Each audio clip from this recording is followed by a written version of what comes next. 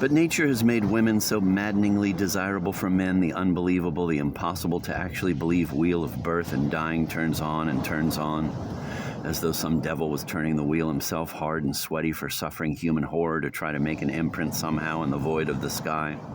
As though anything, even a Pepsi-Cola ad with jet planes, could be printed up there unless the apocalypse. But devilish nature has so worked it that men desire women and women scheme for men's babies. Something we were proud of when we were lairds, but which today makes us sick to think of it. Whole supermarket electronic doors opening by themselves to admit pregnant women so they can buy food to feed death further. Blue pencil me that, UPI. But a man is invested with all this trembling tissue. The Hindus call it lila, flower. And there's nothing he can do with his tissue save get him to a monastery where, however horrible male perverts sometimes wait for him anyway. So why not loll in the love of belly wheat? But I knew the end was coming. Irwin was absolutely right about visiting the publishers and arranging for publication and money. They advanced me $1,000 payable at $100 a month installments. And the editors, without my knowledge, bent their renny hands over my faultless prose and prepared the book for publication with a million faux pas of human ogrishness. Oi?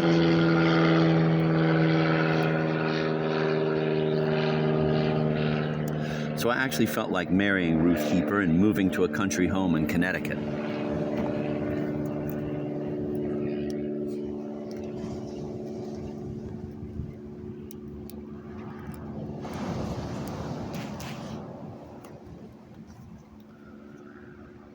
Her skin rash, according to soulmate Erickson, was caused by my arrival and lovemaking.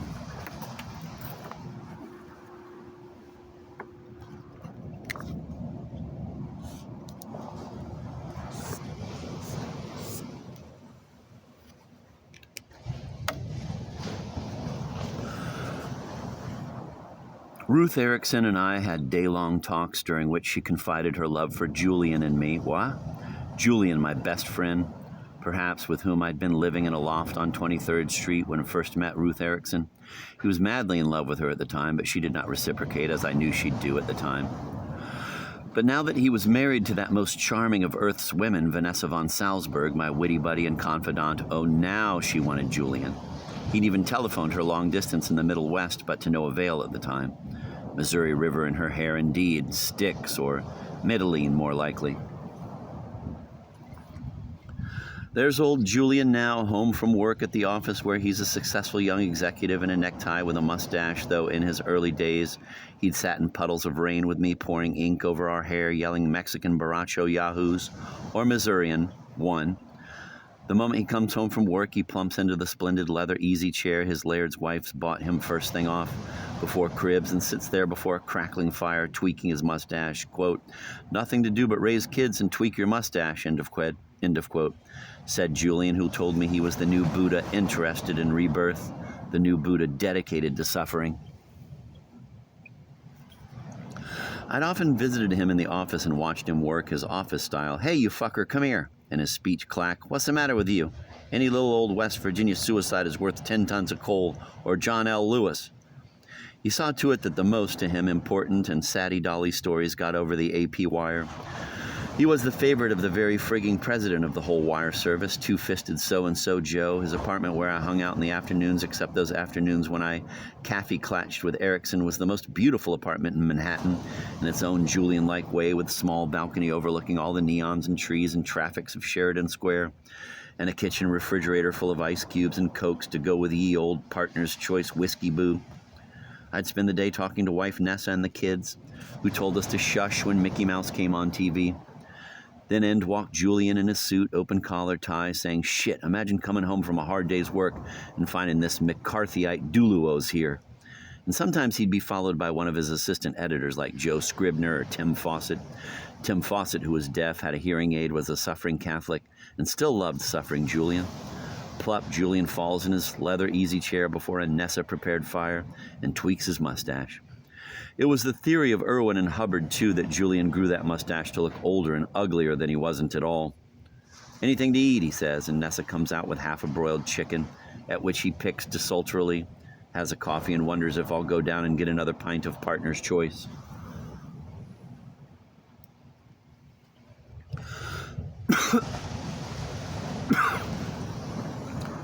I'll pay half. Ah, you Canucks are always paying half. So we go down together with Potchki, the black spaniel, on the leash. And before the liquor store, we hit a bar and have a few rye and cokes watching TV with all the other sadder New Yorkers. Bad blood, DeLuos, bad blood. What do you mean? He suddenly grabs me by the shirt and pulls it, yanking 2 buttons off. Why are you always tearing my shirt? Ah, your mother ain't here to sew 'em, hey? Then he pulls further, tearing my poor shirt, and looks at me sadly. Julian's sad look is a look that says, quote, ah, shit, man, all your and my little tight-ass schemes to make 24 hours a day run discipline the clock. When we all go to heaven, we won't even know what the sign was all about or what we looked like. Once I'd met a girl and told him, a girl that's beautiful, sad, and he'd said, ah, everybody's beautiful and sad.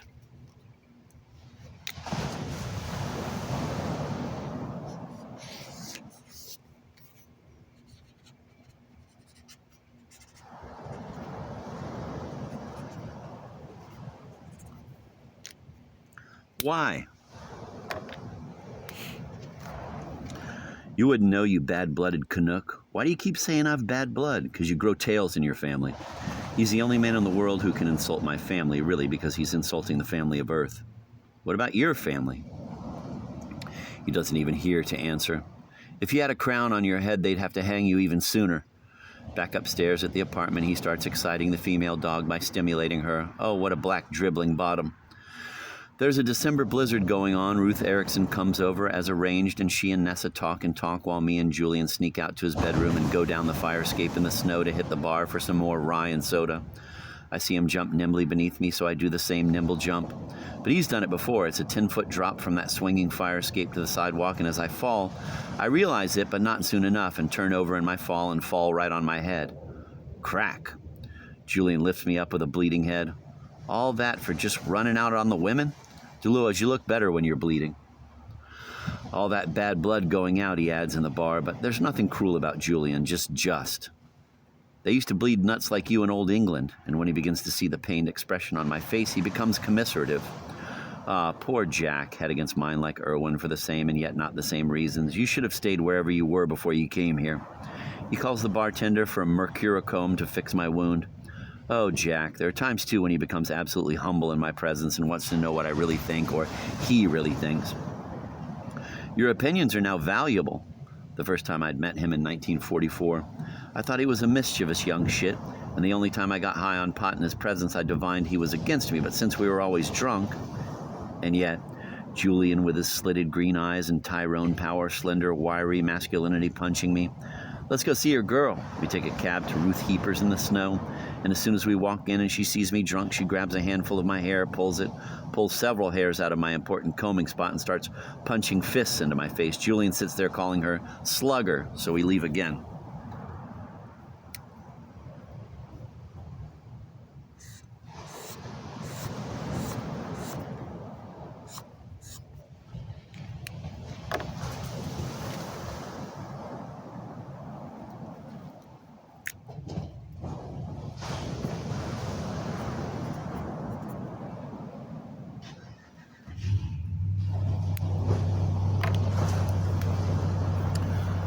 Slugger don't like you, man, Julian says cheerfully in the cab. We go back to his wife and Erickson, who are still talking. Gad, the greatest writer who ever lived, will have to be a woman. Then it's time for the late show on TV, so me and Nessa make more ryes and cokes in the kitchen, bring them out tinkly by the fire, and we all draw our chairs before the TV screen to watch Clark Gable and Jean Harlow in a picture about rubber plantations in the 1930s. The parrot cage, Jean Harlow is cleaning it out, says to the parrot, "What you been eating, cement?" And we all roar with laughter. Boy, they don't make pictures like that anymore, says Julian, sipping his drink, tweaking his mustache. On comes a late film about Scotland Yard. Julie and I are very quiet, watching our old histories while Nessa laughs. All she had to deal with in her previous lifetime were baby carriages and daguerreotypes. We watch the Lloyds of London werewolf crap out the door with a slanting leer. That son of a bitch wouldn't have given you 2 cents for your own mother, yells Julian. Even with a bedstead, adds I. Avon is angin' in Turkish baths, yells Julian. Or in Innisfree. Throw another log on the fire, Muzz, says Julian. Daz to the kids, to Muzz Mama, which she does with great pleasure. Our movie reveries are interrupted by visitors from his office. Tim Fawcett yelling because he's deaf. Ka Wrist. That UPI dispatch told all about some mother who was a whore who had to do with all the little bastard's horror. Well, the little bastard's dead. Dead? He blew his head clean off in a hotel room in Harrisburg. Then we all get drunk and I end up sleeping in Julian's bedroom while he and Nessa sleep on the open-out couch. I open the window to the fresh air of the blizzard and fall asleep beneath the old oil portrait of Julian's grandfather, Gareth Love, who was buried next to Stonewall Jackson in Lexington, Virginia. In the morning, I wake up to 2 feet of snow drifts over the floor and a part of the bed. Julian is sitting in the living room, pale and sick. He won't even touch a beer. He has to go to work. He has 1 soft-boiled egg, and that's it. He puts on his necktie and shudders with horror to the office. I go downstairs, buy more beer, and spend the whole day with Nessa and the kids talking and playing their piggyback games. Come dark, in comes Julian again, 2 highballs stronger, and falls to drinking again. Nessa brings out asparagus, chops, and wine.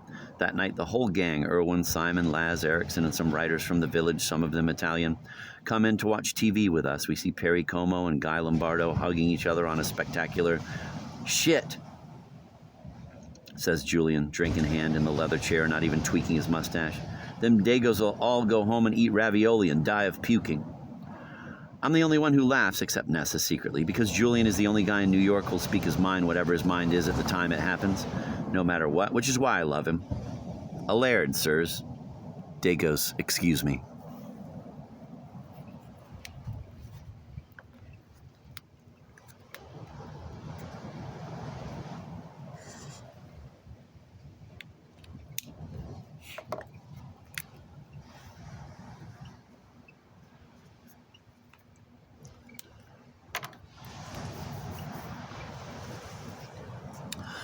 I had once seen a photo of Julian when he was 14 in his mother's house and was amazed that any person could be so beautiful, blonde, with an actual halo of light around his hair.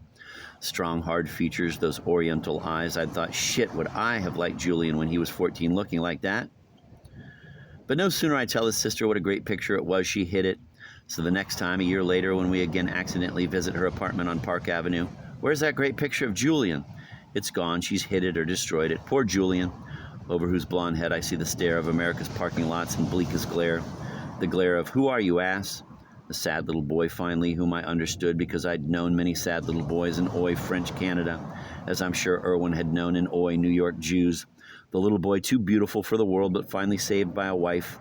Good old Nessa, who said to me one time, while you were passed out on the couch, I noticed your pants were shining.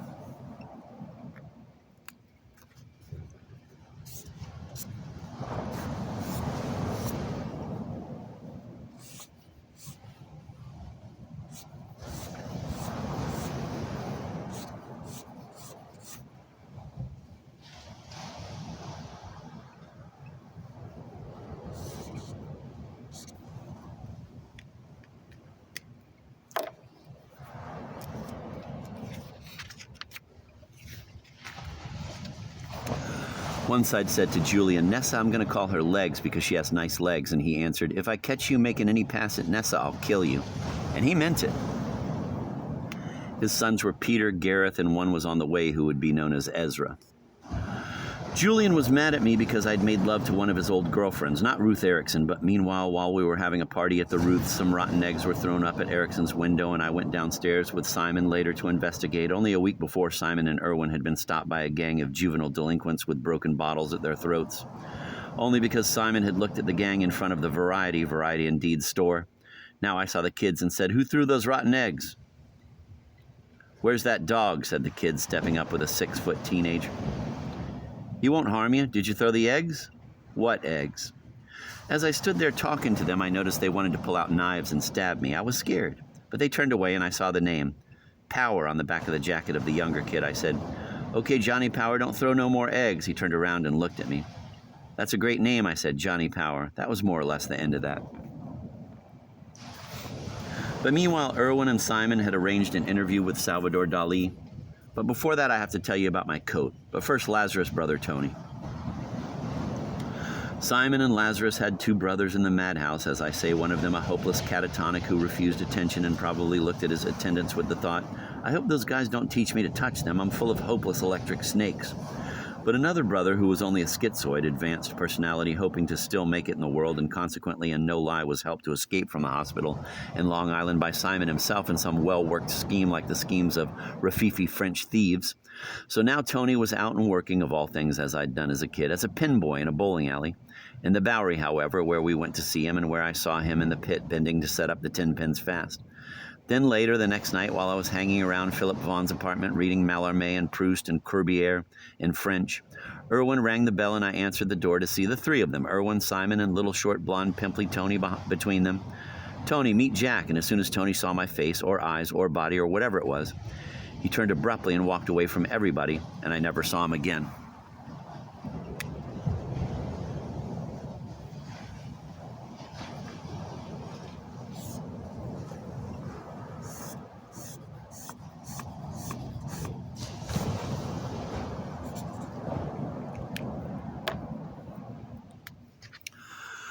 I think it was because I looked like the older catatonic brother. At least Laz told me so. Later, I went to visit my old friend, Denny Blue.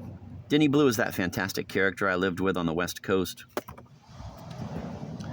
in my road days, who stole everything in sight but gave it away to widows sometimes, bon cœur, good heart, and who was now living meanly, I'd say, in an apartment on 13th Street near the waterfront with an icebox in which nevertheless he still stored his homemade special recipe chicken consommé, who'd put on chef hats and roast whole huge turkeys on Thanksgiving for parties of village hipsters and beatniks who only ended up sneaking out with drumsticks in their coats only because he wanted to meet a cool Greenwich Village chick. Poor Denny. Denny, who had a telephone and a full icebox, and bums who preyed on him sometimes when he went away on weekends. The bums would leave all the lights on, all the water running, and the doors to his apartment unlocked, who was continually being betrayed, even by me, as he claimed. Now DeLuos says, this big 220-pound black-haired fat Frenchman who'd stolen and now only scrounged for what was due him. "You've always messed me up, no matter how you tried to do otherwise. I see you now, and I feel pity for you." He whipped out some government bonds with photos of him pointing at the government bonds, and in red ink is written, "I shall always be able to afford consomme in Turkey."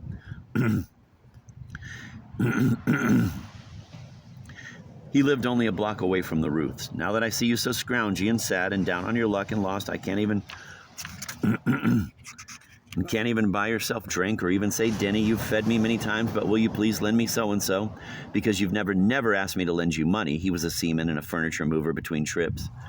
An old prep school friend of mine my father had met and liked. But Julian said his hands and feet were too small to go with his huge, powerful body. But who are you going to listen to?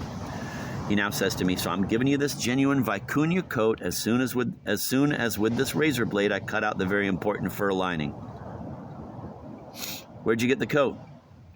"Never mind where I got the coat, but since you insist, since you're angling for some way to mess me up, since en effet vous ne voulez pas me croire, I got this coat in an empty warehouse while I was moving out some furniture. It so happens that I had information at the time that the owner of the coat was dead, mort, so I took it. Do you understand, Duluos?" Yeah, he says, and looking up at his angel-like Tom Wolfe's brother.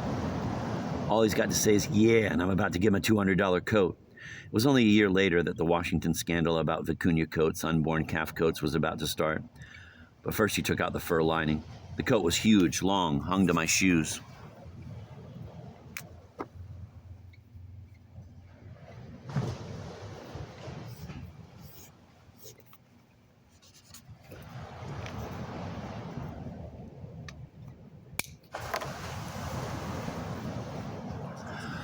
I said, "Denny, do you expect me to walk around the streets of New York with a coat hanging to my shoes?" "Not only do I expect that," he said, putting a woolen ski cap on my head and yanking it down over my ears, "but I expect you to keep stirring those eggs like I told you." He'd mixed 6 scrambled eggs with a quarter pound of butter and cheese and spices, turned on a low flame, and had me stir with a tablespoon, while he busied himself mashing buttered mashed potatoes through a strainer for supper at midnight. It was delicious.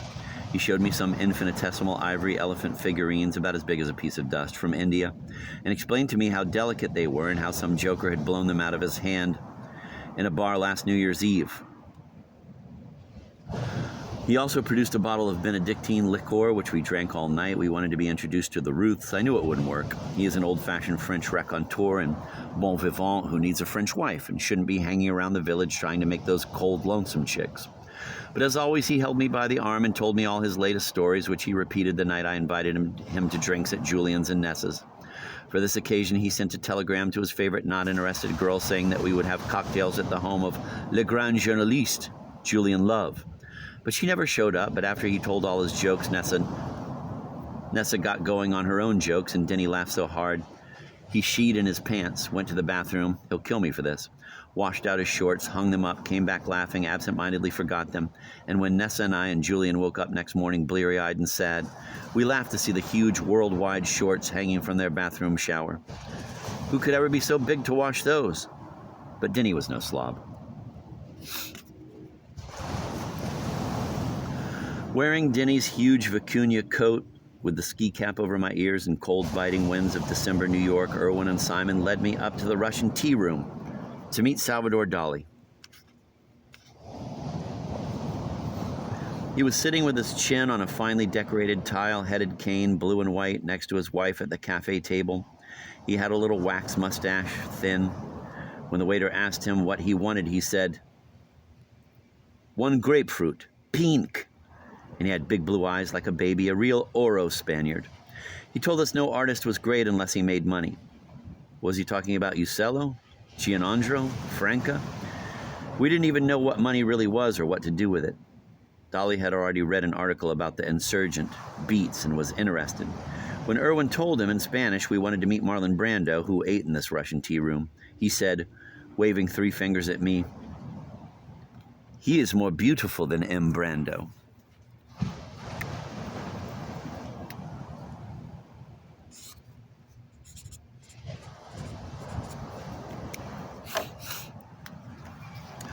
I wondered why he said that, but he probably had a tiff with old Marlon, but what he meant was my eyes, which were blue like his, and my hair, which is black like his. And when I looked into his eyes and he looked into my eyes, we couldn't stand all that sadness. In fact, when Dali and I look in the mirror, we can't stand all that sadness. To Dali, sadness is beautiful. He said, "As a politician, I'm a royalist. I would like to see the throne of Spain reborn, Franco and the others out. Last night I finished my latest painting using a pubic hair for the last final touch." Really? His wife paid absolutely no attention to this information like it was all natural, which it certainly is. When you're married to Dali with the pubic cane, à quoi? In fact, I got very friendly with his wife while Dali himself spoke broken French, English, Spanish with Crazy Garden, who pretended to and indeed did understand his speech. "Pero, que ce que vous pensez de Franco? Ce n'est pas de mon affaire, mon homme, entiendes?" Meanwhile, the next day, old Denny, no Dali himself, but just as good, invites me to earn $4 lifting a gas stove 6 flights up. We bend our fingers, sinew our wrists, raise the stove, and go up 6 flights to an apartment of queers, one of whom, seeing my wrists bleeding, puts kindly mercurochrome upon it.